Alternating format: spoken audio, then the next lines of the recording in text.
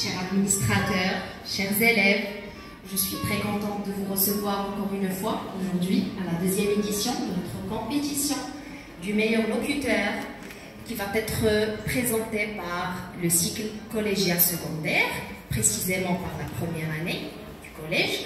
Je ne vais pas bien sûr trop tarder et je vais appeler le premier participant et je vais appeler Saïd Joby. Applaudissez-le s'il vous plaît. Chers auditeurs, aujourd'hui je suis honoré de vous exposer une présentation passionnante sur un sujet de grande importance. Je vous invite à explorer en profondeur et en détail ce thème intéressant et à réfléchir aux multiples angles de cette question complexe. Elle représente la possibilité de s'exprimer, de prendre des décisions et de poursuivre ses propres désirs tout en respectant les droits et les libertés des autres. Et grâce à elle, Ahmed a appris à prendre des risques et à sortir de sa zone de confort. Finalement, j'espère que j'ai réussi à faire passer ce message pour que vous ne serez pas encore tombés dans ces dangers et pour être plus prudents dorénavant. Et merci pour votre attention.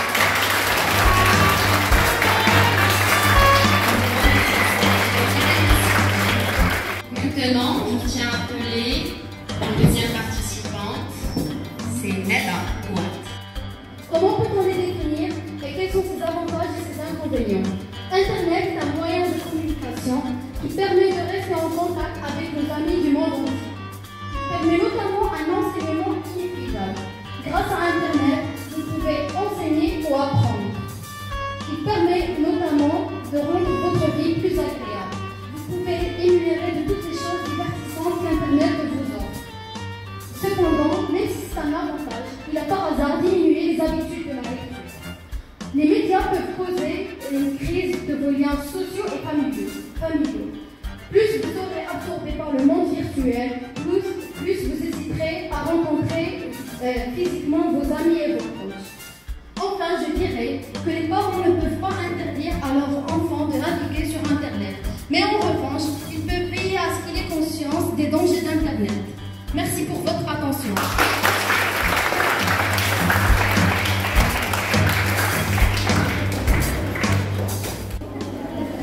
Chers auditeurs, aujourd'hui, je suis honorée de vous présenter mon sujet à propos de l'orientation scolaire. Moi, Sarah Benapes, veux devenir médecin. Non, ingénieur, plutôt architecte. Pourquoi pas pilote? Cela fait partie des fameuses questions des étudiants. L'orientation, un pas plus que décisive pour un avenir prometteur.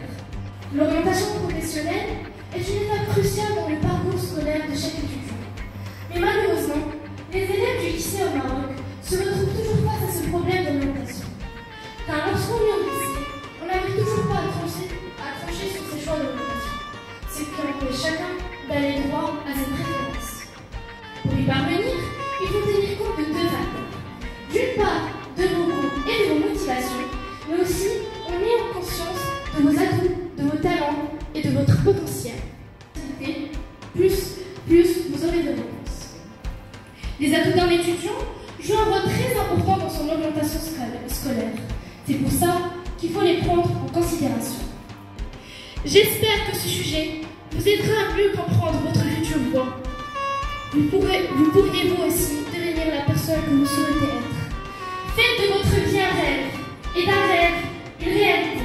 Merci.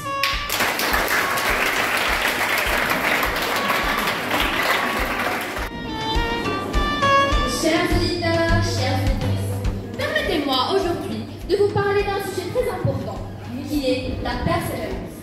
La persévérance est une qualité essentielle pour réussir dans la vie. La persévérance est souvent mise à l'épreuve lorsque nous faisons face à un défi qui semble insurmontable. En refusant d'abandonner, on peut trouver des solutions. On peut apprendre de nos erreurs et trouver des solutions créatives pour surmonter nos obstacles. Grâce à ma volonté et ma croyance à mes capacités, ainsi que l'encouragement de mes proches, j'ai pu réussir. Merci pour votre attention.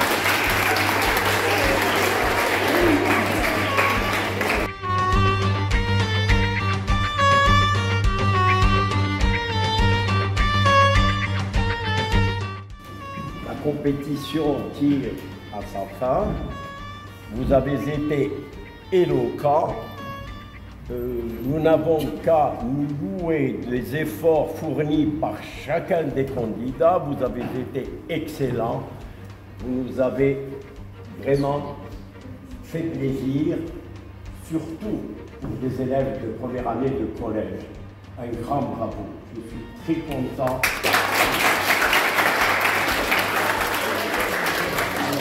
J'appelle Sarah Belapès.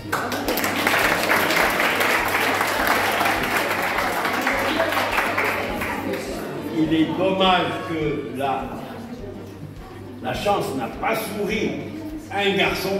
J'aurais aimé voir avec nous, mais j'oublie, malheureusement, il y a eu un petit surpassement de Nada El Koum.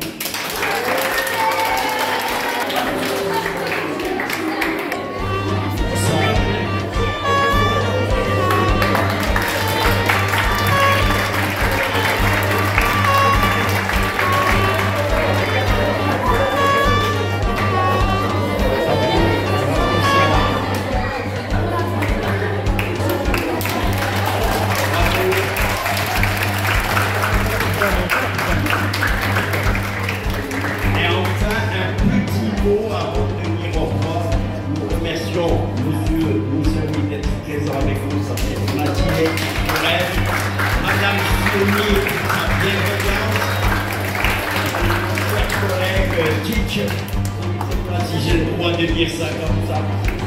Et puis, le professeur de français à qui revient le grand plaisir pour tous les efforts aussi qu'elle a fournis. Voyez aujourd'hui, les élèves. The importance of arts in our lives. In our modern society, art is a universal way for people to express themselves and share their feelings with the world.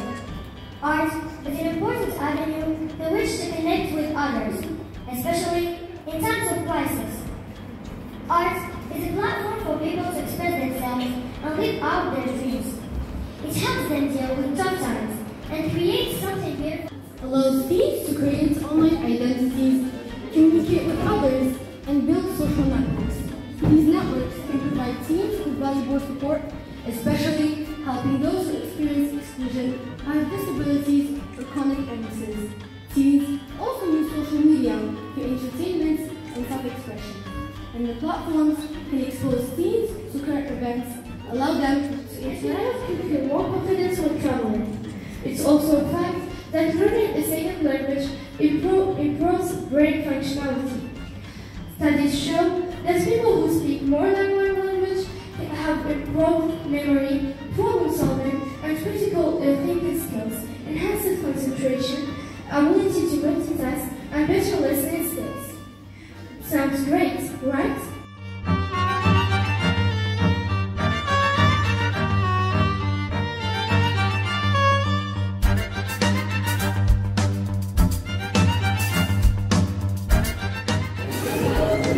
Congratulations, I'm really proud of you all and all the other students. I'm really proud of you for all your support. You have really shown